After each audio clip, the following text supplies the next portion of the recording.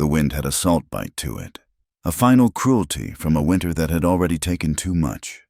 It scoured the high plains of the Montana Territory, rattling the new panes in the Whitlow train depot and pushing drifts of tired, gray snow against the north walls of every building. For Eli Hart, the wind was just another debt collector. It pried at the loose shingles of his house and whistled through the splintered ribs of the collapsed barn bay, a constant reminder of how close to the bone he was living. He stood with his hands shoved deep in his pockets, the worn sheepskin collar of his coat turned up against his neck. The morning sun was a pale, useless coin in the vast sky. Before him, the wreckage of the North Bay was a testament to the blizzard's fury. Heavy timbers, snapped clean as twigs, lay tangled with roofing and shattered planks. A season's worth of hay was ruined, soaked and freezing into a solid mass. He had lost 3 yearlings in the collapse, a blow that felt more personal than the loss of the structure itself. It was 1883, and the new year had so far only offered new ways to fail.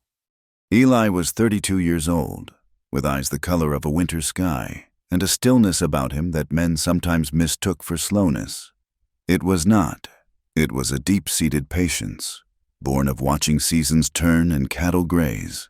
He was skilled with a horse and steady with a rifle, but carried a profound distaste for the violence both could inflict. He'd inherited this ranch, this piece of hard ground with its life-giving creek, and the long winter had nearly seen him inherit its foreclosure. He spent the morning dragging the dead yearlings clear, a grim task that settled a cold weight in his gut. The work was too much for one man. His only hand, Tomas Ortega, was a good man, loyal and tireless, but he was mending a broken leg after a fall on the ice 2 weeks prior. Eli needed help, and that meant spending money he did not have. He saddled his gray mare, the horse's breath pluming in the frigid air, and rode the 3 miles into Whitlow. The town was a raw, new thing, clinging to the steel spine of the railroad tracks. It was a place of transit, a collection of false-fronted buildings huddled together for warmth, smelling of coal smoke, manure, and the faint, metallic tang of the small silver mine in the nearby hills. Men in thick coats watched him pass, their face chapped red by the wind. They were railroad men, miners, ranchers like himself, all of them worn down by the same relentless cold. At the Mercantile, he took a piece of brown paper and a nub of charcoal from the counter. His handwriting was plain and clear. Help wanted. Clearing barn collapse. Day wages paid at sunset. He did not sign his name. Everyone knew his ranch. He pushed a tack through the paper into the rough wood of the notice board outside, next to a wanted poster and an advertisement for patent medicine. He was turning to leave when a woman's voice, quiet but firm, spoke behind him. "Is the work still open?" Eli turned. She was not a woman he recognized from the town's small circle of established families. She was perhaps 27, with a face made of strong, clean lines and eyes that held a guarded intelligence. Her hair, the color of dark honey, was pulled back severely under a gray woolen shawl that was patched but impeccably clean. Her coat was thin, her hands raw and chapped, but she stood with a straightness in her spine that defied the cold. "It is," he said. His voice was rusty from disuse. "I can work, I can lift, and I can follow an order." There was no plea in her tone, only a statement of fact. He took in the slight frame, the visible weariness around her eyes. He had been expecting a strapping youth or a down-on-his-luck miner. It's heavy work, hard labor. "I'm aware," she said. The wind tugged at her shawl, and for a moment he saw the stark outline of her jaw, set with a resolve that was almost painful to witness. "My name is Mara Quinn. I can start now." Something in her directness, in the unyielding dignity of her gaze, settled the matter. He had seen that look before in creatures pushed to their limit, a look that said they would break before they would bend. "Be at the Hart Ranch at sunrise tomorrow. I'll have coffee on." He tipped his hat, a gesture of ingrained courtesy, and she gave a small, almost imperceptible nod in return. As he rode out of town, her image stayed with him, a gray figure against a gray landscape, braced against the wind as if it were a personal adversary. The next morning, as the first light bled over the mountains, she was there. She had walked the 3 miles from town.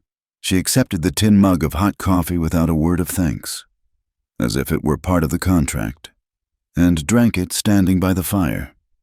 When he handed her a pair of his old work gloves, she examined them for a moment, then pulled them on. They were too large, but she flexed her fingers inside them, adapting. They worked all day in a shared, nearly silent rhythm. He used the mare to drag the largest timbers away while she pried boards loose with a crowbar and stacked them. She was stronger than she looked, and she worked with an economy of motion that wasted nothing. She never stopped to rest, never complained about the cold that bit through their coats. Eli found himself watching her, the determined set of her shoulders, the methodical way she sorted salvageable wood from splintered trash.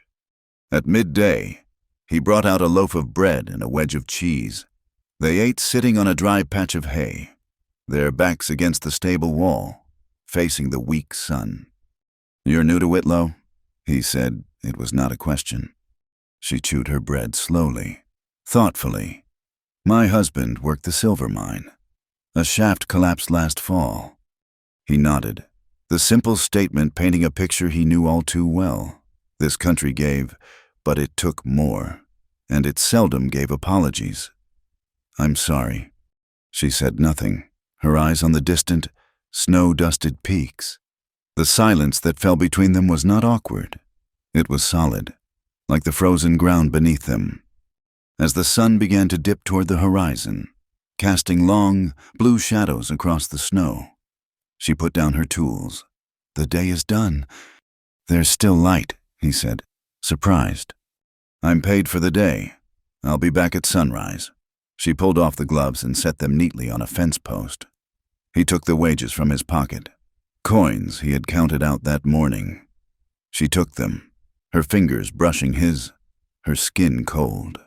She tucked the money into a small pocket sewn inside her coat. He noticed then that she had gathered the few leftover crusts of bread and cheese from their lunch and wrapped them carefully in a small cloth. Without another word, she turned and began the long walk back to town, a solitary figure shrinking against the vast, darkening landscape. This pattern held for the next week. She arrived with the sun, worked without complaint, and left as dusk began to gather. She spoke only when necessary, her answers to his questions brief and direct. He learned she had 3 children, a boy, Connor, age 10, a girl, Willa, who was 8, and a baby girl, May, just 3 years old. He learned this not because she offered the information freely, but through pointed, gentle questions that he felt he had to pry from her. And every single day, she carefully collected the leftover scraps from their shared lunch. He began leaving more than they could possibly eat, thick slices of smoked bacon or extra biscuits, and she would wrap them all with the same quiet, solemn care. It was not the act of a thief, but of a survivor. He never commented on it. On the 5th day of her work, a different kind of visitor arrived. 2 men on horseback, their mounts looking too sleek for a working ranch. The man in the lead was Silas Rook, the railroad foreman. Rook was a man who dressed for an office even on the back of a horse, his coat clean, his boots polished. He ran the railroad's land acquisition office, a position that gave him an unhealthy amount of influence in a town that owed its existence to the tracks he oversaw. Sheriff Hobbs, a man whose spine seemed to be made of jelly, was often seen in his company. Rook dismounted, his movements precise and proprietary. He ignored Mara completely, his eyes sweeping over Eli's property with a cold, appraising gaze. His companion began unloading surveying equipment. "Hart," Rook said, his voice smooth and oiled. "Just making some preliminary surveys for the railroad's water access plan." Eli's jaw tightened. "The railroad has no water access on this property. Rook, the creek is mine. Runs right through the deeded land." Rook smiled, a thin, unpleasant expression. Deeds can be complicated things, as can be tax ledgers. We've been reviewing the county's records. It seems the water rights taxes on this particular creek haven't been paid for quite some time. There's no such thing as a water rights tax, Eli said, his voice low and even. Not in this territory, not on private land. Laws change. Progress demands it, Rook said airily, gesturing to his man, who was already driving a wooden stake with a bright red top into the ground. Not 50 yards from Eli's well, the railroad requires a reliable water source for the engines. Your creek is the most logical choice. We are prepared to make a fair offer for the land. Of course, taking into account your back taxes. Eli felt a cold anger rise in him, a feeling he deeply disliked.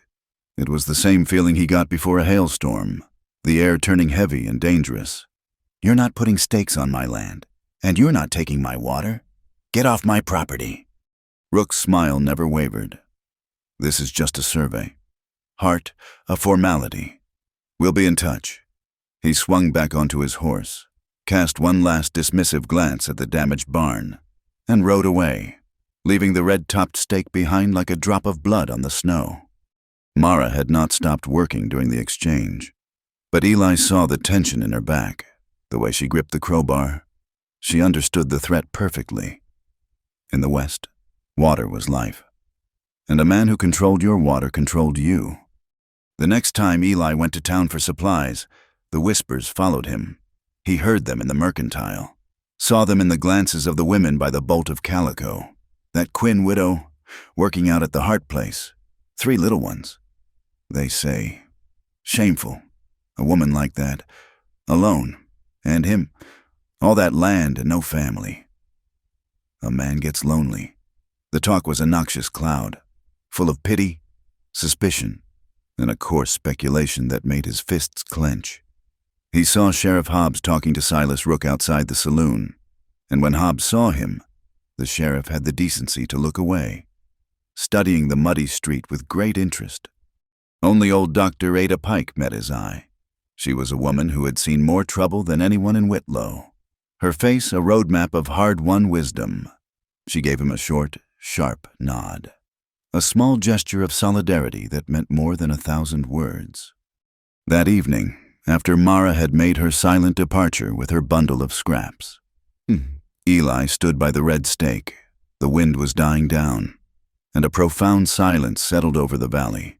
He looked at the work Mara had done, the neat stacks of salvaged wood, the growing cleared space where the wreckage had been.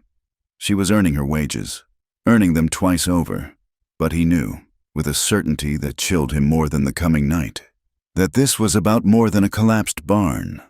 It was about a woman with a straight back and hungry children, and a man with a clean coat who wanted the water that kept them all alive. He pulled the stake from the frozen ground and snapped it over his knee. The sharp crack echoed in the twilight air, a small sound of defiance against the encroaching dark. The question of Mara Quinn settled in Eli's mind and would not leave. It was not just her quiet diligence or the way she moved as if carrying an unseen weight. It was her departure, every day, like a clock striking an invisible hour. She would stop her work as the sun first touched the highest peaks. No matter the task at hand, she would take her pay, her small bundle of leftover food, and begin her walk. He had assumed she was walking to town, but the timing was peculiar. It was a long, cold walk, and she was heading into the gathering dark, not away from it. The road to Whitlow was plain enough, but her path seemed more deliberate, more urgent. One evening, after she had disappeared over the first rise, a nagging disquiet prompted him to saddle his mare. He did not follow the road. Instead, he rode to the ridge overlooking the valley, keeping to the trees. From that vantage, he could see the road stretch toward town, a pale ribbon in the twilight. She was not on it. He scanned the landscape, his eyes tracing the folds of the land. Then he saw her, a small, gray figure moving not toward Whitlow, but cutting east, toward the dense stand of pines that bordered his property. He dismounted and tied the mare, his movements slow and quiet, A knot of unease tightened in his stomach. He was a man who valued privacy, his own and others, and this felt like a trespass. Yet, the image of her collecting bread crusts pushed him forward. He followed on foot, her tracks clear in the patches of snow under the trees. The trail was narrow, winding through the thick timber where the wind was a low moan in the high branches. It was not a path anyone would take by choice. After nearly a mile, the trees thinned, and he smelled the faint scent of wood smoke. Ahead, in a small, sheltered clearing, stood a dilapidated shack. It was an old line rider's cabin, abandoned for a decade, its roof sagging, its chimney a crumbling stack of stones. It was barely a shelter, more a suggestion of one. A feeble orange light flickered from its single, grimy window. Eli moved to the edge of the clearing, staying deep in the shadows of the pines. He could see inside through a gap in the chinking. The scene within struck him with the force of a physical blow. Huddled on the dirt floor around a small, smoky fire built in a ring of rocks were 3 children. A boy, his face serious and thin, was whittling a stick with a small knife. A little girl sat next to him, her arms wrapped around an even smaller child who was bundled in a threadbare blanket. They were clean, their patched clothes neatly mended, but they were terribly thin. They were not playing. They were waiting. Their faces were turned to the door, their expressions a mixture of patience and a deep, abiding hunger that had nothing to do with food. He saw Mara enter, her form silhouetted against the dying light. She knelt and unwrapped the cloth from her pocket. She divided the bread and bacon into 4 portions, giving the 3 largest to the children. They ate with a silent, desperate speed that made Eli's throat ache. He saw Mara watch them, her own small portion untouched, her face a mask of love and exhaustion. He had seen enough. He backed away, as silent as a predator, though he felt like the lowest kind of intruder. He made his way back to his horse. The image of the children's faces burned into his mind. This was her secret. Not a lover in town, not a hidden vice, but 3 small lives depending on the crusts of bread she could carry home. She was not walking 3 miles to Whitlow. She was walking 1 mile to a ruin, a place she called home because it was all she had. The next morning, when she arrived, he said nothing. The air between them was the same, filled with the sounds of work and the bite of the cold. But for Eli, everything had changed. He saw not just a hired hand, but a mother fighting a war with nothing but her own 2 hands. Before their midday meal, he went into his house and came back with a heavy canvas sack. He set it down near where she worked. "Found some extra supplies I don't have room for," he said, his voice carefully neutral, his eyes fixed on a loose board he was prying up. "Flour, salt pork, soap, some coffee. There's a pair of gloves in there, too. Smaller size. Might fit you better." She stopped working and looked at the sack. She did not move toward it. He could feel her gaze on him, intense and searching. He kept his own eyes down, giving her the space to think. He heard her walk over, the crunch of her boots on the frozen ground. After a long moment, he heard the soft rustle of the canvas. He risked a glance. She was holding the new gloves, her expression unreadable. He went back to his work, and so did she. The silence stretched, thicker than before. When the day ended and she came for her wages, she looked him directly in the eye. "Thank you for the gloves," she said. It was the first time she had initiated a conversation about anything other than the work. "You're welcome," he replied. The next morning, the canvas sack was gone. In its place, on the fence post where she left his old gloves, was a small, folded piece of paper, weighted down with a stone. He picked it up. The handwriting was neat, the letters carefully formed. "Please do not do this again. I work to live." He read the words twice. It was not ungrateful. It was proud. It was a line drawn in the dirt, a declaration that she would not be an object of pity.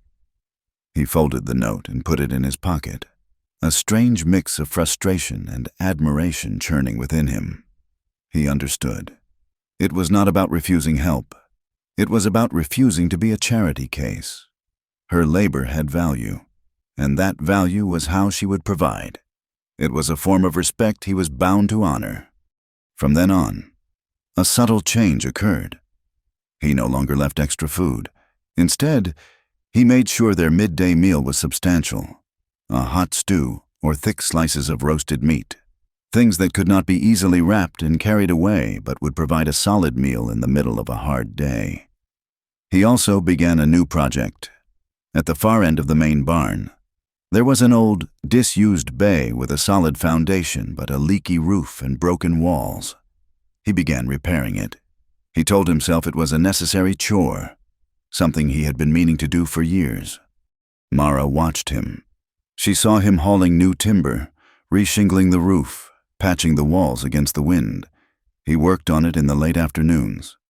After she had left, he never mentioned it, and she never asked. But an unspoken understanding began to grow. He was not giving her a handout. He was building something, a possibility. The town, however, was not silent. Eli heard the talk when he went for grain. The saloon owner's wife, a woman with a sharp tongue and a small mind, had declared that Mara Quinn was setting a trap for the lonely rancher. A few of the rougher miners, emboldened by liquor, made comments to Mara as she walked past, their words crude and suggestive. She ignored them, her gaze fixed forward, her gray shawl pulled tighter around her shoulders, a flimsy shield against their ugliness. One afternoon, Sheriff Hobbs rode out. He was a portly man who seemed to sweat even in the cold. He dismounted heavily and avoided looking at Mara, who was stacking wood nearby. "Eli," he began, clearing his throat. "Just a friendly word." "Is that so?" Eli kept his hands busy, coiling a rope.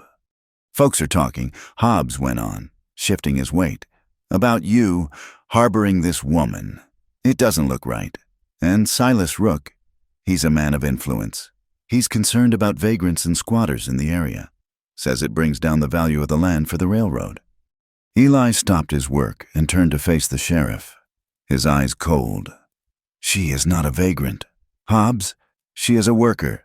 I am paying her a wage for an honest day's labor. Is that against the law now in Whitlow?" "No, of course not," the sheriff stammered. "But you know how it is. A woman alone, with children. It's best not to get involved. Can lead to trouble. The only trouble I see is a man from the railroad trying to steal my water and using you to deliver his warnings," Eli said flatly. "You can tell Rook I'll handle my own affairs." Hobbs's face flushed. He mumbled something about just doing his job and mounted his horse, eager to leave. The visit left a sour taste in Eli's mouth. The town was closing in, its judgment as cold and hard as the winter ground. A few days later, the barn bay was finished. It was not much, but it was dry and secure, with a small iron stove he had salvaged and repaired. In the corner, he had built a rough but sturdy bunk. He left the door unlatched. That afternoon, he was shoeing the mare when a small shadow fell over him. He looked up. It was the little girl, Willa. Her coat was patched, her face serious, her eyes the same intelligent, guarded color as her mother's. She stood silently for a moment, clutching something in her hand. "Hello," Eli said gently. She did not answer. Instead, she stepped forward and opened her small, chapped hand. In her palm lay a single silver dime, worn smooth with age. She held it out to him. "What's this for?" he asked, his voice softer than he intended. "It is for the milk," she whispered, her voice barely audible. "Mama said we do not take what we cannot pay for." He looked down at the coin, then back at the little girl's impossibly solemn face. He understood that Tomas, hobbling on his crutches, had been bringing a pail of fresh milk to the hidden cabin every other day at Eli's quiet request. He had thought it a secret kindness, but there were no secrets in a family this close. The coin was not just a dime.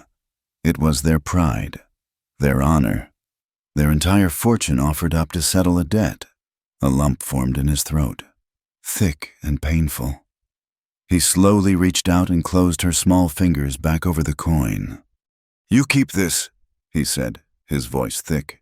"Consider the milk a neighborly gesture, nothing more." She looked at the coin in her hand, then back at him, her brow furrowed in confusion.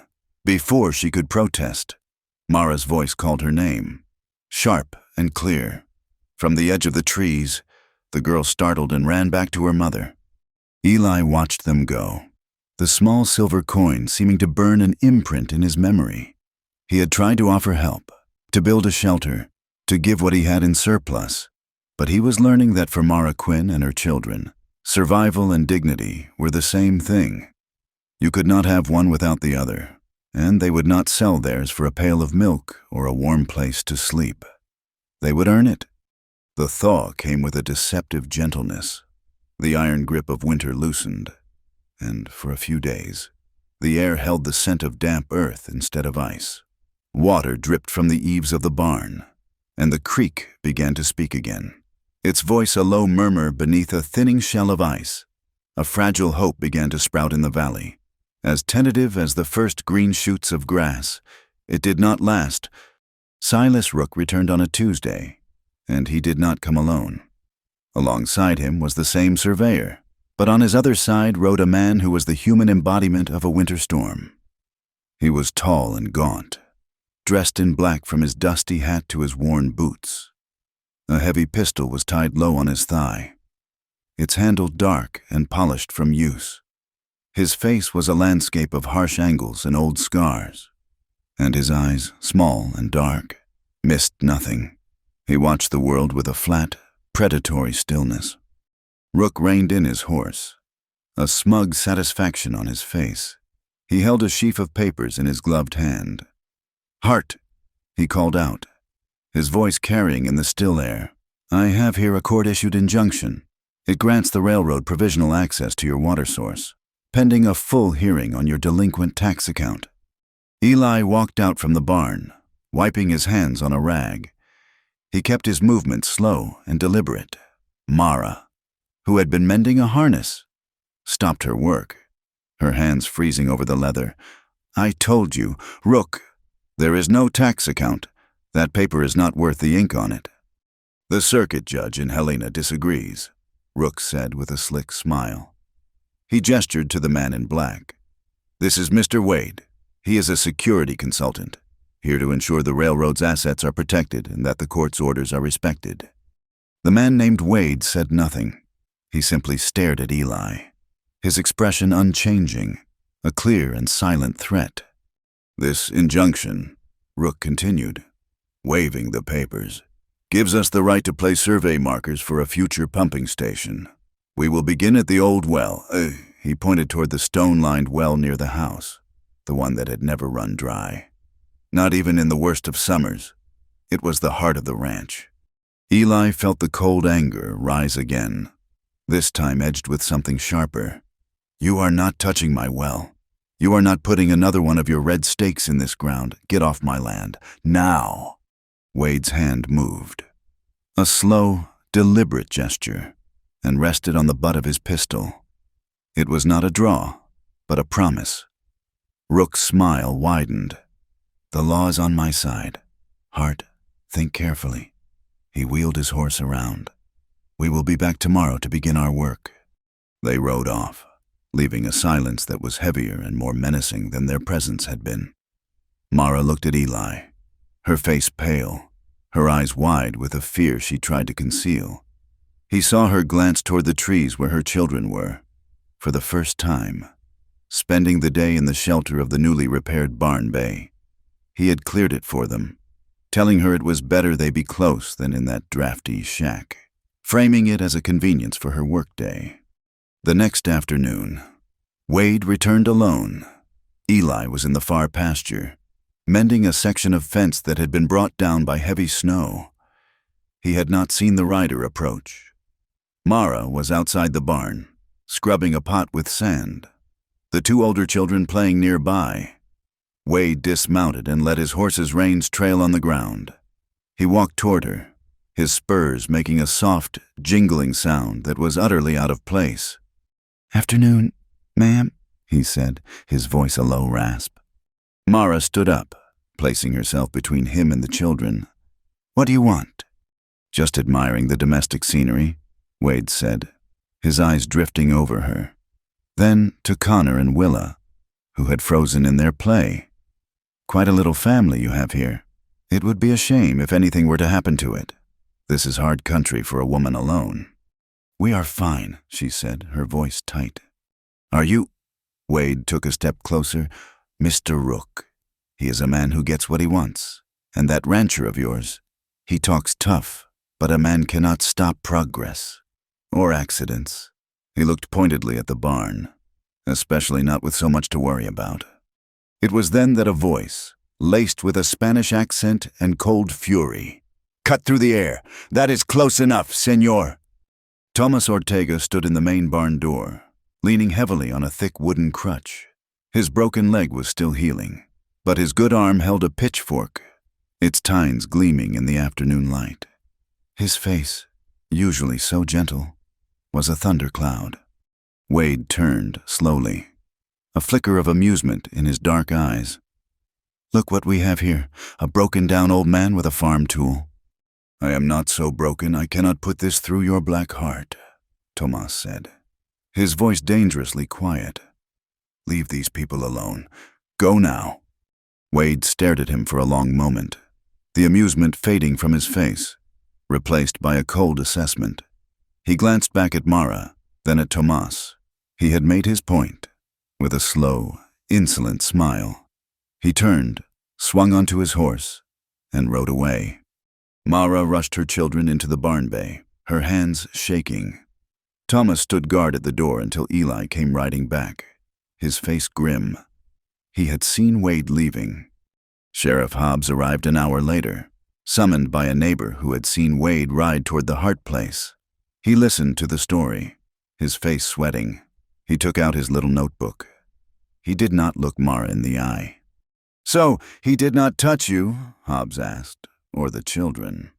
"No," Mara said, but his meaning was clear. "He threatened them with his eyes," Tomas added fiercely. Hobbs wrote something down. He went over and spoke to Wade, who was waiting by the road, claiming he had just been asking for a drink of water. The sheriff came back, shrugging his heavy shoulders. "It is your word against his. He says he meant no harm. There is nothing I can do without a real crime." He closed his notebook. "I recorded your complaint," he said, as if that settled the matter. He mounted his horse and left, a portrait of useless authority. That night, the weight of his responsibility pressed down on Eli. He sat on his porch, the cold seeping into his bones. He had always believed a man should be able to solve his own problems. That violence was a failure of words and reason. But Silas Rook was using the law as a weapon, and Wade was a threat that reason could not touch. He looked across the yard at the dark shape of the barn. Inside were 4 people he had, without consciously meaning to, taken under his protection. To protect them, he might have to become the kind of man he despised. He picked up a piece of pine and his whittling knife. His hands needed to create something, to feel the patient shaping of wood, a contrast to the urge to destroy that was coiling in his gut. Inside the barn bay, Mara was fighting her own battle. She saw the terror that lingered in her children's eyes. Willa had not spoken a word since Wade had left. Connor sat with his small knife, his face set in a grim imitation of a man's anger. Her pride, the fierce independence that had been her shield and armor, now felt like a dangerous liability. She had refused charity, insisted on earning her way. But what if her presence here was putting all of them in danger? What if her pride was going to cost her children their safety? Or cost Eli his home? She packed their few belongings into a single bundle. She would leave before sunrise. They would disappear. Walk until they found another town. Another chance. It was better than bringing this trouble down on a good man. Eli saw the faint flicker of her lantern inside the bay long after the children should have been asleep. He saw her shadow moving back and forth. He knew what she was doing. He set down his half-finished carving of a bird and stood up. He could not let her run. Running was not a solution in this country. It was just a slower way to die. He spent the next day not on the fences or the barn, but on a new construction. Next to the bay where they stayed, he built a small lean-to. He laid a floor of flat stones and built a hearth against the barn's outer wall. He fashioned a simple roof of salvaged planks and stretched a canvas tarp over it. It was an outdoor kitchen, simple, rough, but functional. It offered a place to cook and eat out of the wind and snow. It was a gesture of permanence. That evening, as she prepared to leave for the abandoned cabin, he stood in her path. He held his hat in his hands. "Mara," he said, his voice quiet but firm. She stopped, her hand clutching the worn strap of her bundle. She would not meet his eyes. "Do not go," he said. "I am bringing trouble to you," she whispered. Her voice choked. "We cannot stay." "That is not your decision to make alone," he said. "This trouble found me long before you did. Rook wants my water. He would have found another reason, another way. If you were not here—" He took a breath. "I have a proposition for you. A job. I need someone to cook for myself and Thomas, and to keep an eye on the place when I'm out on the range. This new kitchen, it is for the job. The barn bay is the lodging that comes with it. I will pay you a fair weekly wage. We can draw up a contract if you like. There are no other strings." She finally looked up at him, her eyes searching his face in the fading light.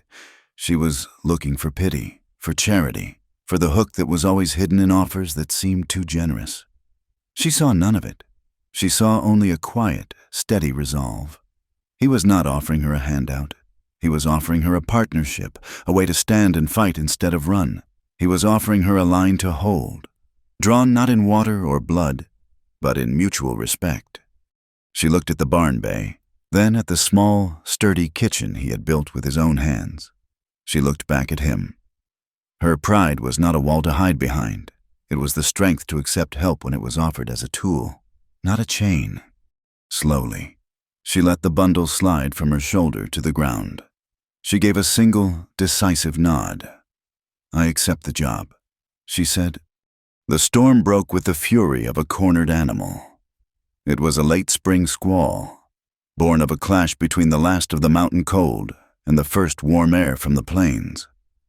Rain and sleet lashed the valley, driven by a wind that howled like a banshee. Inside his small, sturdy house, Eli Hart listened to the assault on his roof and thought of the family in his barn. They were dry and safe, he reminded himself. The new roof on their bay was solid. The stove drew well, but the thought did not bring him comfort. The violence of the storm felt personal, an echo of the human ugliness that had taken root on his land. He was staring into the fire, watching the embers glow, when a different light caught his eye. Through the rain-streaked window, beyond his own barn, he saw an unnatural flicker against the dark canvas of the forest. It was an angry, pulsing orange. It was in the direction of the old line rider's cabin. A cold dread seized him. He grabbed his heaviest coat and his lantern, though the wind would likely extinguish it, and plunged into the storm. The rain was a solid wall, and the ground had turned to a treacherous mud. He ran, slipping and sliding, his boots heavy with muck, his only guide the terrible glow that painted the underside of the storm clouds. As he burst into the clearing, his worst fears were realized. The old shack was engulfed in flames, the fire feeding greedily on the dry, old wood, roaring its defiance against the rain, and for a heart-stopping second, he could not see them. Then he heard a child's cry, thin and terrified, from a small cluster of rocks near the creek. Mara was there, trying to shelter her 3 children with her own body, her gray shawl soaked and useless against the deluge. The fire was not their immediate danger. The freezing rain was.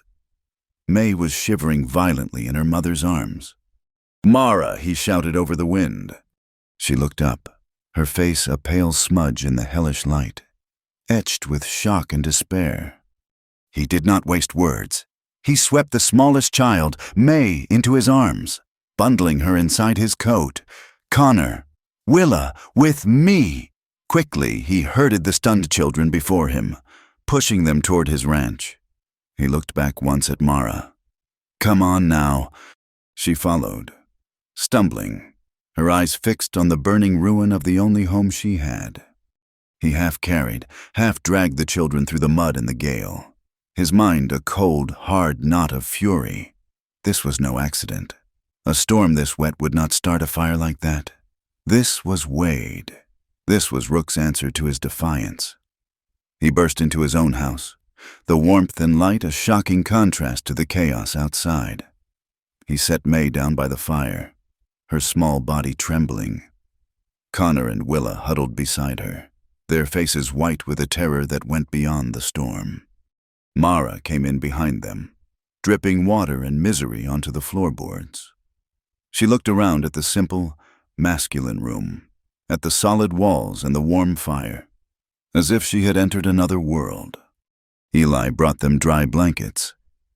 "Get those wet things off," he ordered, his voice rough with an emotion he could not name. He turned his back to give them privacy, busying himself putting more wood on the fire.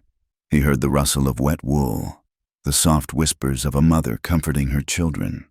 When he turned back, they were wrapped in the blankets, their small faces peeking out, their eyes huge. He set a pot of coffee and a pan of milk to warm on the hearth.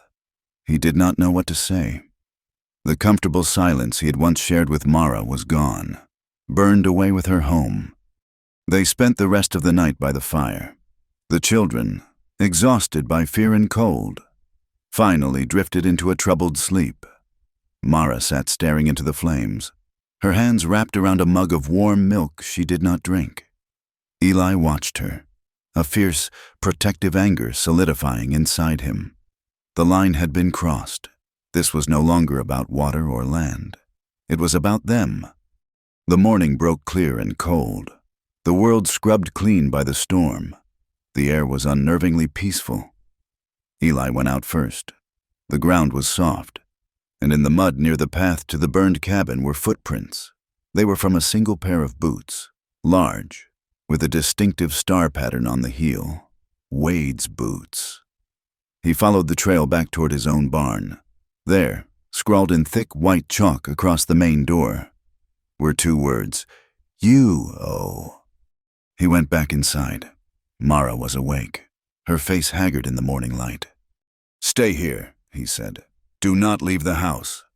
"Where are you going?" she asked, her voice a raw whisper. "To see a man about a debt," he said, his voice dangerously quiet. He saddled his mare and rode to Whitlow, the chalked words burning in his vision. He did not stop at the sheriff's office. He went straight to the railroad's land acquisition office, a neat, freshly painted building that looked alien among the town's rougher structures. He walked in without knocking. Silas Rook was at his desk, reviewing a map. He looked up, a flicker of surprise, followed by a smug, confident smile. "Hart, I was expecting you. Come to discuss our generous offer." "I have come to discuss your hired man, a fire, and a message on my barn door," Eli said, his voice flat and cold. He stood in the middle of the room, his hands at his sides.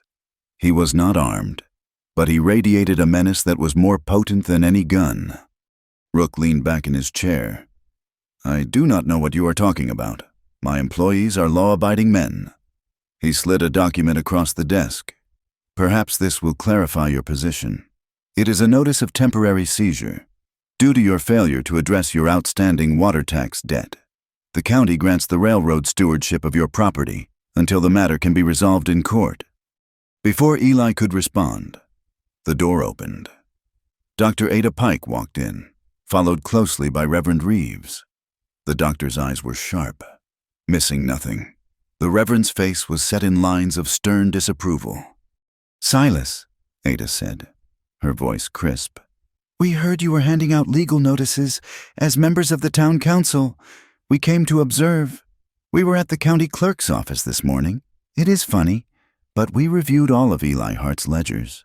He has paid every cent of his property tax, on time, for the last 10 years. Reverend Reeves nodded. There is no record of this water tax. It seems to be a fiction of your own creation. Mr. Rook. Rook's composure cracked. A flush crept up his neck.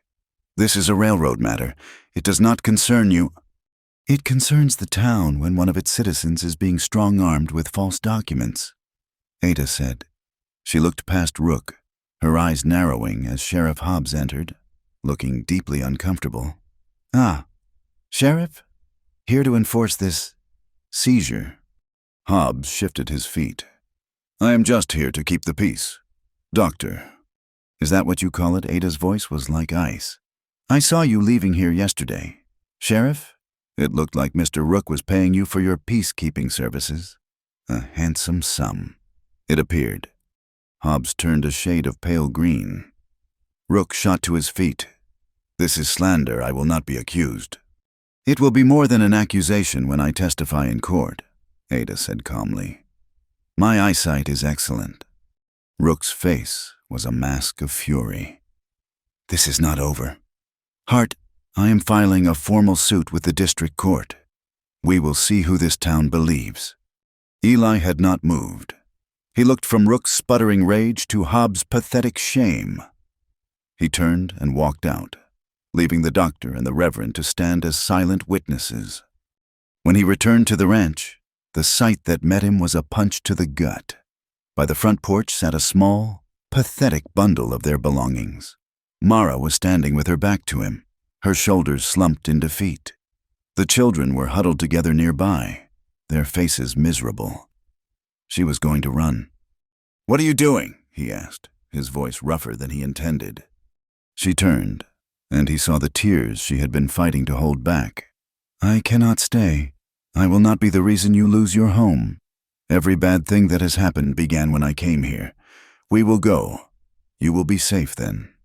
He swung down from his horse and walked toward her until he was standing right in front of her. He looked down at her, then at the three small, terrified faces watching them. All the anger, all the frustration of the morning, coalesced into a single, unshakable certainty. He had been a solitary man, a man who kept the world at a distance. But that man was gone. You are not going anywhere, he said, his voice low and intense, leaving no room for argument. He looked at Connor, at Willa, at the sleeping babe in Mara's arms. He looked back at Mara, at the despair and dignity warring in her eyes. For the first time, he let his walls crumble. Not just for her, but for all of them. In the full light of day, "This is your home," he said, the words feeling more true than anything he had ever spoken. This is your home for as long as you want it to be. He was not just talking about the barn or the house. He was talking about the land, the creek, the shelter of his own strength. It was a promise. It was a vow. Later that evening, Dr. Ada Pike rode out. She found them in the main house, a strange, new domesticity settling into the corners of the room. She checked the children, pronouncing them chilled but unharmed. Then she sat with Eli at his table, while Mara put the children to bed in his own room. Silas has run this game before, Ada said, her voice low. She looked toward the door, ensuring they were alone. I did not place him at first. That gunman, Wade. She leaned forward. About 5 years ago, when the railroad was first pushing through, there were several farmers downriver who were reluctant to sell their land. They had accidents. A barn burned. A prize bull went missing. There was a man who did the convincing for Silas, a man in a black coat with a star on his heel. His name was Wade. She looked Eli straight in the eye. What happened to you is not just a dispute. Eli, it is a system. The days that followed were a strange mixture of siege and domesticity. The chalked words on the barn door were a constant, ugly reminder of the threat that lay just beyond the fences. But inside the small house, a new and quiet rhythm began to establish itself. They were a family under one roof, a fact that was both a comfort and a source of profound, unspoken tension. The house, which had for so long echoed with the silence of one man's life, was now filled with the small sounds of children, the murmur of a story being told, the soft thud of a dropped toy, the quiet breathing that filled the bedroom at night. They had spent the day in a flurry of purposeful activity.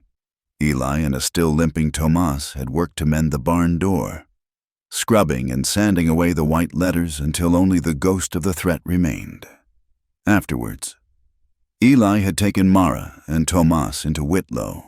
They had not gone to the sheriff's office, but to the small room behind the church where Reverend Reeves held his meetings and where Dr. Ada Pike often saw her patients. There, with the doctor and the Reverend as witnesses, they had written down everything that had happened, creating a record, a testament to be sent to the district magistrate. It was a long, draining process, forcing Mara to relive the terror of the fire, forcing Eli to articulate the cold menace of Rook and his hired gun. They returned to the ranch as dusk was settling, emotionally exhausted. Mara prepared a simple supper of stew and fresh bread, and they ate together at Eli's table. He watched her, the efficient movements of her hands, the way she made sure each child had enough, the quiet authority with which she governed their small world. He saw how Connor's shoulders had relaxed, how Willa had begun to hum a small tune to herself as she ate. In his house, under his roof, they were beginning to feel safe. The realization settled a weight of responsibility on his shoulders that was heavier than any physical burden. Yet it was a weight he found himself willing, even eager, to bear. After the meal, Mara shepherded the children into his bedroom. He had insisted they take it, rolling his own bedroll out by the hearth in the main room. He could hear her voice, a low and soothing melody, as she saw them to sleep. He sat by the fire, the day's events turning over in his mind. He was no longer just a man defending his land. He was a man defending a home that now held more life than he had ever imagined for it. The house grew quiet. The only sounds were the soft crackle of the fire and the whisper of the wind under the eaves. He thought Mara was asleep, but then he heard the soft creak of the door to the back porch. He sat up, his senses on alert, but it was only her. She was wrapped in a thick wool blanket and carried another one, damp from where May had spilled a cup of water over her arm. She stepped out into the night, a silhouette against the star-dusted sky. He waited, but she did not come back in. A quiet concern stirred in him, and he stood, walking silently to the doorway. The storm had washed the sky clean. A full moon hung in the blackness, pouring a liquid silver light over the entire valley. The mountains were etched in sharp relief, and the snow on their peaks gleamed with a cold, pure light. The world was silent, beautiful, and vast. Mara stood at the porch railing, her back to him. She had hung the damp blanket over the wood to dry in the cold, clean air. She stood for a long moment, looking out at the moonlit landscape. The wind stirred, lifting a strand of her hair. He saw her shoulders rise and fall with a deep, shuddering breath. Then, in a gesture of profound weariness and surrender, she let the blanket she wore around her own shoulders slip, letting it fall into a soft pool at her feet. She stood there in the cold moonlight, wearing only her simple dress. It was not an act of seduction, but of release. It was as if she were letting go of the last of her defenses, the final layer of protection she had wrapped around herself for years. She was shedding the weight of her fear, her pride, her unending vigilance. For one moment, she was simply a woman, alone and unguarded under the immense, silent sky. Eli felt like an intruder on a moment so private it was almost sacred. His first, deepest instinct was to turn away, to retreat back into the shadows of the house and grant her the solitude she deserved. He had already begun to move, to pivot on his heel, when her voice, quiet and soft, stopped him. "I knew you were there," she said, not turning around. "Please, do not go." He froze, his hand on the doorframe. He could not see her face, only her straight back, the set of her shoulders in the moonlight. "I am just So tired, she whispered, her voice thick with an emotion she had never shown him. Tired of being strong, tired of being careful, tired of hiding myself away behind a wall so no one can see how afraid I am. She finally turned to face him. Her face was pale in the silver light, her eyes dark pools of a deep, aching vulnerability. I am tired of this blanket. He looked at her, and, in that moment, he saw all of it. He saw the years of solitary struggle, the fear for her children, the iron will that had kept her from shattering. He saw the proud woman who had offered him a dime for his milk, and the terrified mother who had huddled with her children by a burning shack. He saw a soul that had been locked away. And now, in his presence, she was finally, tentatively, turning the key. And as he looked at her, he felt his own walls, the ones he had so carefully built around his own heart for a decade, crumble into dust. The quiet solitude he had cultivated, the emotional distance he had mistaken for strength, it all seemed like a hollow, lonely sham.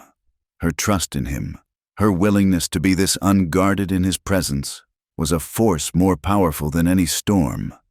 It was washing away the man he had been and leaving someone new in his place, someone he did not yet recognize, someone who was capable of feeling a tenderness so profound it was painful. He took a step out onto the porch, his boots making no sound on the wood. The space between them felt charged, sacred. He could feel the cold night air, see the frost beginning to form on the railing, but all he was truly aware of was her. His throat felt tight, his voice a stranger in his own ears. He spoke in a hoarse whisper, the words a raw confession, a prayer of helpless surrender. "Sweet mercy," he said, his voice cracking, "you will ruin me." She did not misunderstand him. She saw the awe and the fierce, protective tenderness in his eyes. She understood he was not speaking of financial ruin or social trouble. He was speaking of his soul. He closed the remaining distance between them. He did not kiss her. He did something far more intimate. He bent down and picked up the blanket from the floor. Gently, he wrapped it back around her shoulders, pulling her into a slow, firm embrace. He held her, his arms circling her completely, tucking her head against his shoulder. He was not covering her up to hide her. He was covering her to warm her, to protect her. He held the weight of her, the slight tremble that ran through her body, and he knew he would hold this weight for as long as she would let him. He had offered her a home, but in this quiet moment, in the silver light of the moon, he realized she had just offered him the same. He held her tight, a silent promise against the cold, and for a long time, neither of them spoke at all. The creek was no longer murmuring, it was shouting. The spring melt had accelerated in the high country, and a torrent of muddy, churning water was scouring the banks of Eli's land. It was a raw display of nature's power, indifferent and absolute. It was against this backdrop of elemental fury that Silas Rook chose to make his final move. He arrived with a small army. Wade rode at his side, his face as impassive and dangerous as ever. Behind them were a half-dozen rough men hired from the railroad yards. Carrying heavy iron pipes and tools, they hauled a heavy wagon that groaned under the weight of their equipment. Bringing up the rear, looking miserable and out of place, was Sheriff Hobbs. Eli had been expecting them. He had seen the wagon coming from a mile off. He was not alone. Tomas stood beside him, his bad leg still stiff but his grip firm on a solid hickory axe handle. Dr. Ada Pike was there, a small, formidable figure in her dark dress. With her were two other ranchers, quiet men named Peterson and Calloway, whose own small holdings would be worthless if the railroad could seize water rights at will. They were armed with their principles and their presence, a small, stubborn dam against the coming flood. Mara stood on the porch of the house, her arms wrapped around a wooden post, the children safely behind her. Her face was a mask of cold dread. Her eyes locked on Eli. The quiet promise of the moonlit night felt a lifetime away, a fragile dream about to be shattered by the harsh reality of the day. Rook rode to the edge of the creek, his horse skittish from the roar of the water. He unrolled a scroll of paper with a flourish. By order of the District Court of the Montana Territory, he bellowed over the noise. I have a writ of temporary execution, authorizing the installation of a pipeline to secure water access for the railroad. You are ordered not to interfere. That writ is based on a lie. Rook, and you know it, Ada shouted back, her voice surprisingly powerful. This is theft, plain and simple. Rook ignored her. Wade, get the pipe across. He pointed to the small, flat wooden bridge that spanned the creek. It was slick with spray, its support timbers groaning under the strain of the current. The water was already licking at the planks. Wade and his men began to unload the first section of heavy iron pipe. It was a clumsy, dangerous operation. The men struggled for footing in the slick mud, their faces grim. It was obvious to everyone, even Rook's hired men, that trying to move that much weight across the shuddering bridge was madness. You will kill someone, you fool, Peterson yelled. Look at that water. The creek was rising visibly now, carrying small logs and debris in its current. A section of the far bank crumbled and fell into the torrent. Rook's face was set in a mask of obsessive determination. The railroad does not wait for the weather, he snarled. Get it done. Wade directed his men to muscle the pipe toward the bridge. As they strained, one of the men slipped in the mud, and the pipe slammed down, narrowly missing his foot. The man cursed and scrambled back. They were all afraid. Eli stepped forward, his voice low but carrying over the roar of the water. That is far enough. You are not crossing this creek. Wade turned his attention from the pipe to Eli. He dropped the rope he was holding and began to walk slowly toward the bridge, his hand hovering near the butt of his pistol. The other men stopped. Sensing the shift, this was the moment it would all break. From the porch, Willa watched, her small face pale with terror. She saw the man in black walking toward Eli. She saw his hand near his gun. Clutched in her own hand was a small brass whistle Eli had carved for her, so she could call for help if she ever got lost in the woods. Without thinking, she raised it to her lips and blew with all her might. The sound that came out was a piercing, desperate shriek that cut through the noise of the water. It was a child's cry for help, clear and unambiguous. The sound seemed to break a spell. The handful of townsfolk who had gathered on the road to watch, hesitant and neutral, stirred. They saw Rook's reckless endangerment of his own men. They saw Wade, a known gunman, stalking toward an unarmed man, and they heard the terror in a little girl's whistle. Wade ignored it. His eyes were locked on Eli. He reached the edge of the bridge, drew his pistol, and aimed it squarely at Eli's chest. The last man who stood in my way is buried on the prairie, he said, his voice a low growl. And then nature, which had been a passive threat, became an active combatant. A surge of water, brown and angry, slammed into the bridge's supports. The entire structure shuddered violently. Wade, his balance already precarious on the slick planks, stumbled. His foot slipped out from under him.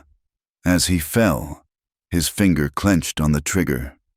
The gun fired, the shot going wide, a deafening crack that was momentarily louder than the flood. The bullet splintered the porch railing not 10 feet from where Mara stood. She screamed, a raw, ragged sound of pure terror. Eli did not hesitate. He launched himself forward, not at Wade, but at the gun. He dove just as Wade was scrambling to regain his footing, his hand a blur as he grabbed for the gunman's wrist. The two men crashed down onto the violently shaking bridge, a tangle of limbs and fury. The gun was between them.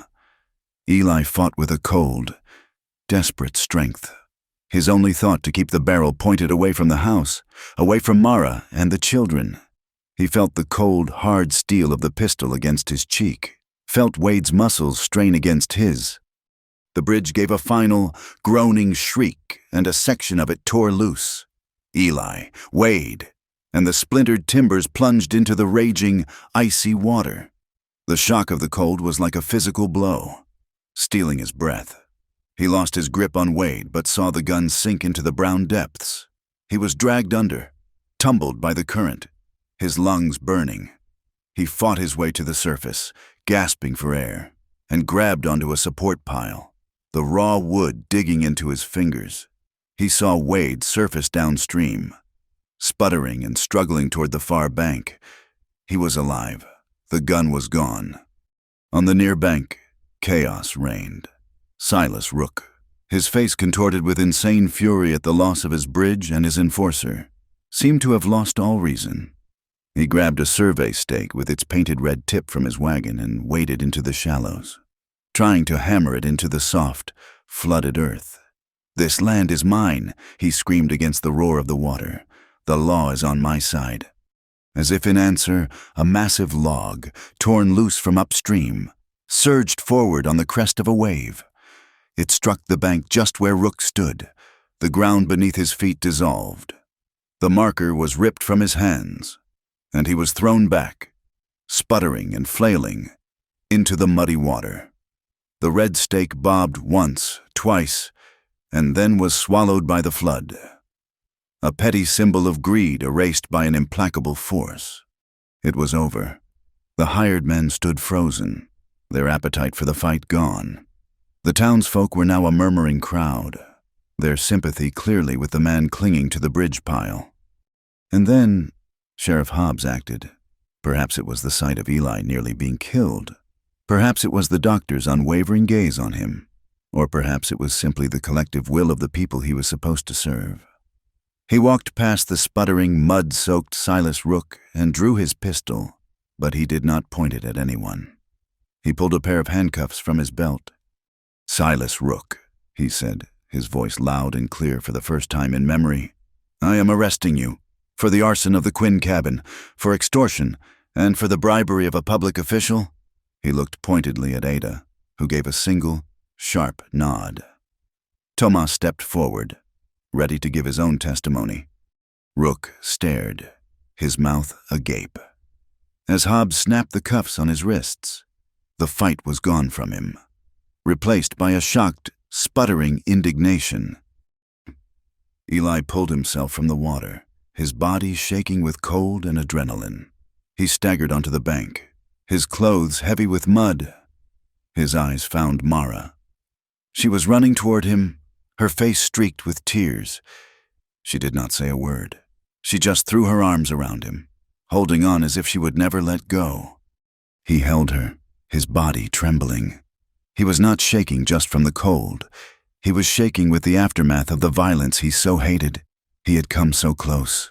In the struggle, if his hand had slipped, if Wade's finger had found the trigger again, a man would be dead. He had chosen not to kill, had focused only on the weapon.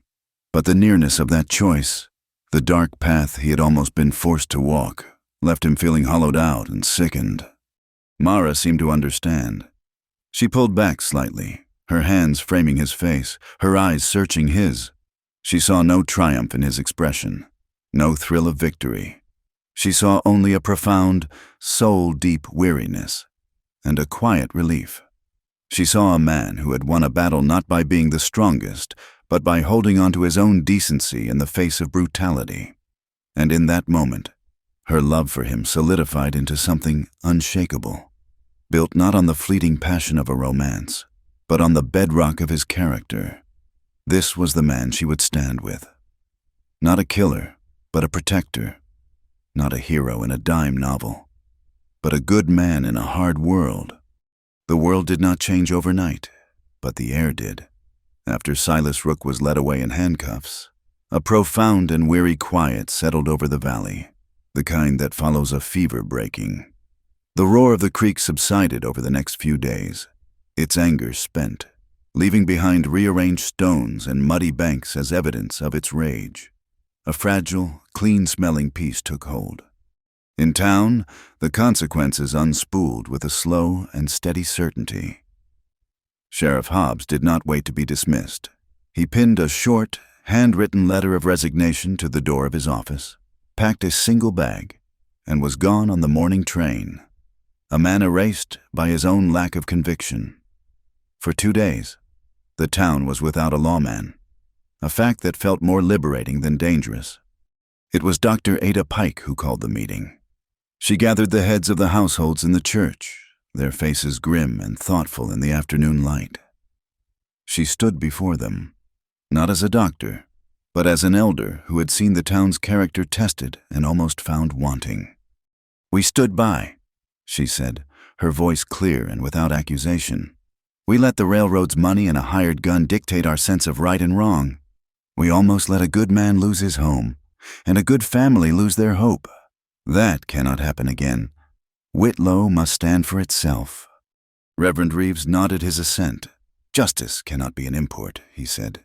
"It must be grown here, in our own soil." When the question of a new sheriff was raised, all eyes turned to Tomas Ortega. He stood in the back, leaning on his crutch, his face a mixture of surprise and discomfort. He was not a lawman. He was a cowhand, a man of simple loyalties and quiet strength. "I am not qualified," he protested. "You stood up to a gunman with nothing but a pitchfork and your own courage. Peterson, the rancher, called out. That is more qualification than Hobbs had in his entire career."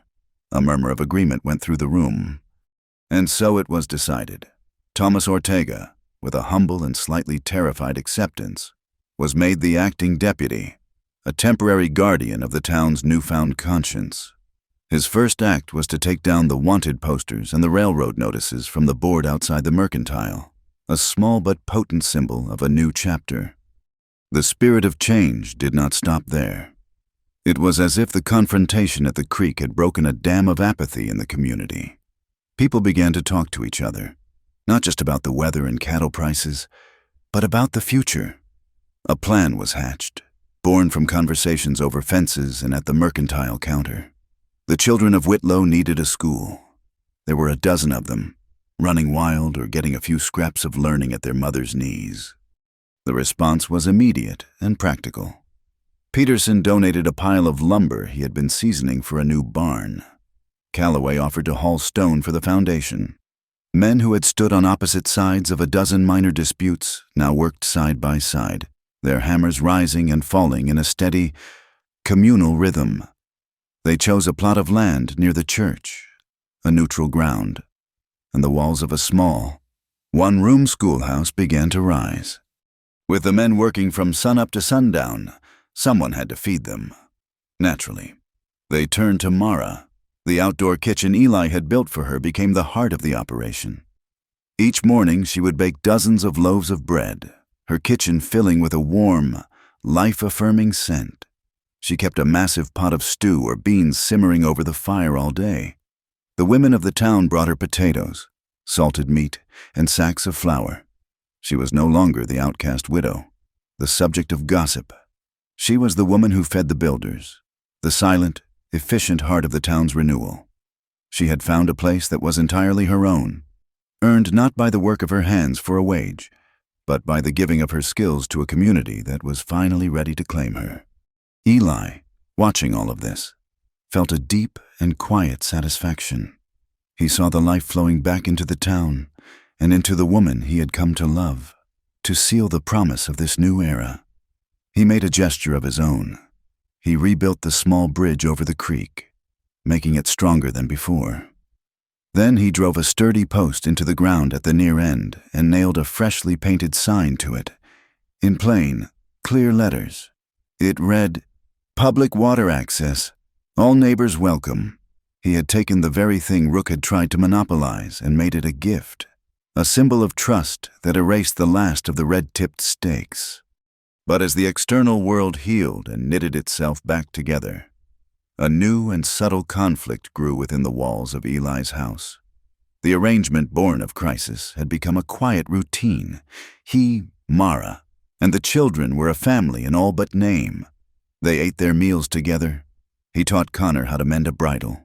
Mara patched his work shirts with stitches so fine they were nearly invisible. It was a life of such simple, profound rightness that it terrified him. He would watch her in the evenings, her head bent over some mending in the firelight, and a cold fear would grip him. She was here because he had given her shelter when she had none. He had stood between her family and a man who would have destroyed them. Did she look at him and see a partner, or a debt she could never repay? He valued freedom more than anything, the freedom of the wide-open spaces, the freedom of a man to choose his own path. The thought that he might have inadvertently trapped her, that her affection might be a form of payment, was a torment. He wanted her to choose him, not to be bound to him by gratitude. Mara wrestled with her own ghosts. She saw the way Eli sometimes looked toward the distant mountains, his expression distant, a flicker of the solitary man he used to be. She had invaded his quiet life, filled his silent house with the noise and needs of 3 children. She had brought a storm of trouble to his doorstep that had nearly cost him everything. Now that the danger was past, was she a burden? Was this peaceful domesticity a cage for a man who was born to be untethered? Her pride, which had once been a shield, now became a source of anxiety. She would not be a weight on any man, especially not this one. Eli spent his evenings whittling again. The small block of pine slowly took the shape of a hawk. Its head turned, its wings spread wide as if catching a current of air. His knife moved with a slow, patient precision, peeling away slivers of wood, revealing the form within. He was carving his own conflicted heart, pouring his questions about freedom and home into the lifeless wood. One evening, after the children were asleep, they sat on the back porch. The air was cool and smelled of pine and damp earth. For a long time, they were silent, a silence that had become heavy with all the things they were not saying. It was Mara who finally broke it. "You did not have to make the sign for the creek," she said softly. "That is your water. You fought for it." "The water does not belong to anyone," he said, looking out into the darkness. "It is for whoever needs it." He paused, turning the smooth, unfinished carving over in his hands. Like a home. He took a breath, the words coming with difficulty. "Mara, I worry. I worry that you feel you owe me something, that you are staying here because you feel you have to." She turned to him, her face a pale oval in the faint starlight. The raw honesty of his fear seemed to give her the courage to voice her own. "And I worry," she said, her voice barely a whisper, "that we have taken your freedom, that you look at us and see a fence you did not ask to have built around you." He set the carving down and turned to face her fully. He reached out, not to hold her, but to gently touch her hand where it rested on the railing. His touch was a question. "Before you came," he said, his voice low and earnest, "this was just a house. It was a place I slept. It was not a home." He looked at her, his eyes searching hers. "My freedom means nothing if I am alone. You and the children. You are not a fence. You are the reason to have one." Tears welled in her eyes, tears of relief, of a burden finally set down. "I am not here because of a debt, Eli," she said, her voice thick with emotion. "I am here because for the first time since my husband died, my children fall asleep without fear. And I am here because when I am with you, I do not feel like a widow. I feel like a woman." The following day, Eli finished the carving. The hawk was complete, its wooden feathers perfectly rendered, its wings spread for flight. He did not say a word to Mara. He simply brought a stool from the house, placed it under the doorway to the outdoor kitchen, and carefully set the hawk on the high lintel. It rested there, a guardian, a symbol of wildness and belonging, watching over the heart of their new life.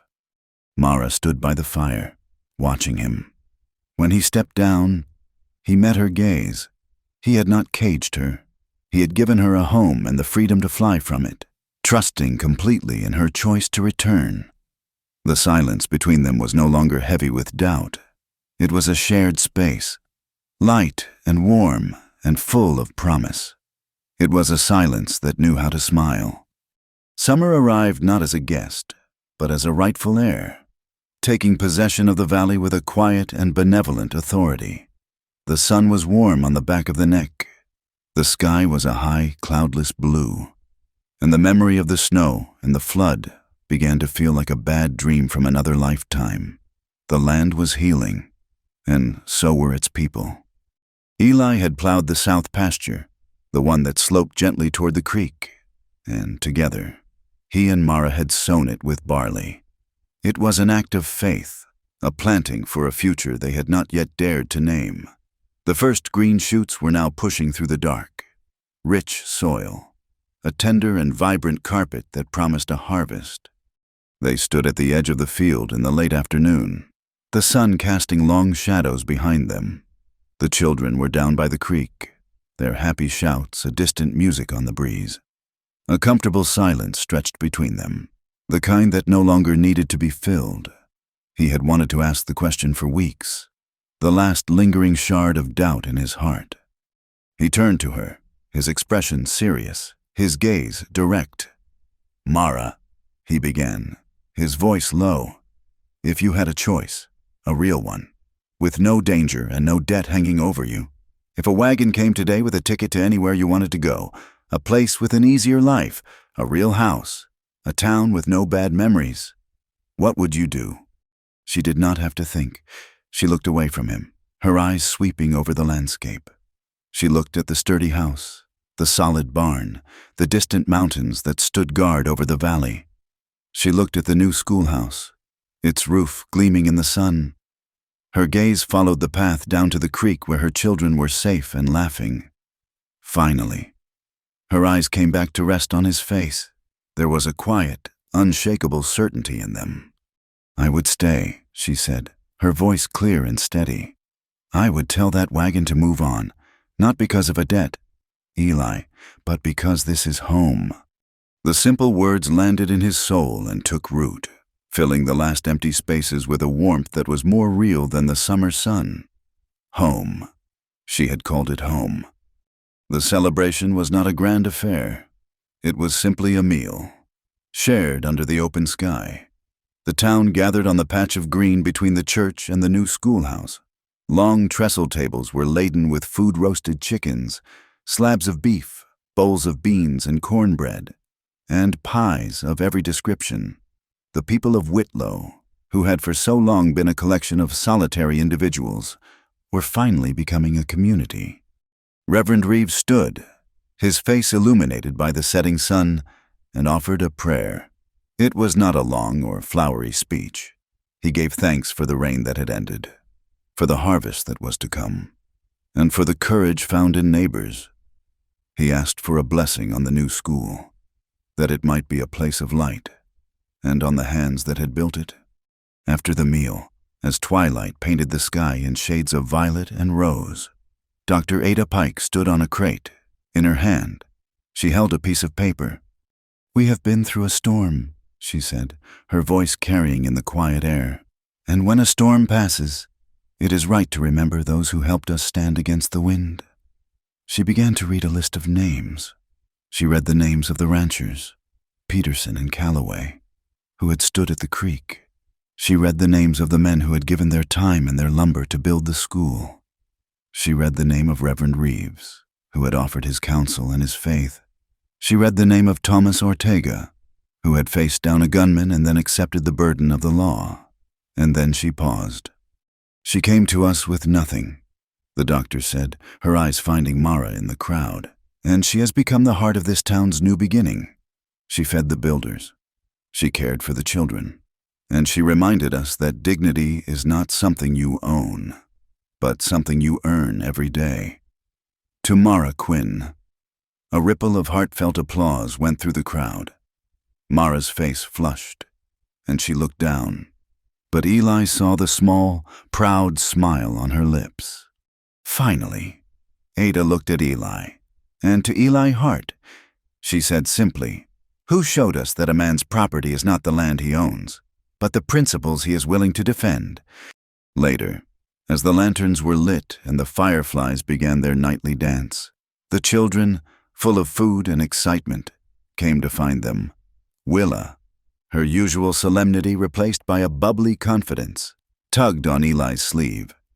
"Eli," she said, looking up at him with wide, hopeful eyes, "now that the bridge is fixed, will you teach me how to ride a horse?" A real horse? All by myself. He looked down at her, a slow smile spreading across his face. I think that can be arranged, he said. Connor stood nearby, a more serious expression on his face. He had been watching Tomas, who was now talking with some of the other men. A tin star pinned, slightly crooked, to his shirt. Eli, Connor asked, his voice low and thoughtful. What Mr. Rook did, with the papers and the fire, that was against the law. But the sheriff, he did not do anything. So is justice the law? Or is it what people decide is right? Eli knelt down to be at eye level with the boy. He thought for a moment, choosing his words with care. The law is the map. Son, he said, it is supposed to show us the right way to go, but sometimes the map is wrong, or the man reading it is lost. Justice is the compass in your own heart. It is knowing which way is north, even when the map is trying to send you south. It is the hardest thing in the world to follow, but it is the only thing that will ever get you home. Connor nodded slowly, the words sinking in. Mara stood beside them, her hand resting on Eli's shoulder. May was asleep on her other shoulder, the child's small body a warm, trusting weight, her breath soft against her mother's neck. A perfect, peaceful tableau. A family, not one born of blood, but one forged in fire and flood, built day by day through small acts of care and large acts of courage. As the celebration began to wind down and the neighbors started to head for their homes, their voice soft in the darkness, Eli and Mara walked slowly back toward the barley field. The moon was rising, just as it had on the night that had changed everything between them. The wind moved through the young barley, making a soft, rustling sound, like a whispered promise. He reached out and took her hand, his fingers lacing through hers. It felt natural, right. It felt like coming home. He looked out at the field they had planted together, at the life that was growing there, and he knew, with a certainty that settled deep in his bones, that the last of the walls around his own heart had finally, and forever, come down. Thank you for listening to our story. We would love for you to comment where you are listening from so we can all connect. And please subscribe to our channel Wild West Night. Like the video and press the hype button to help share this story with more people.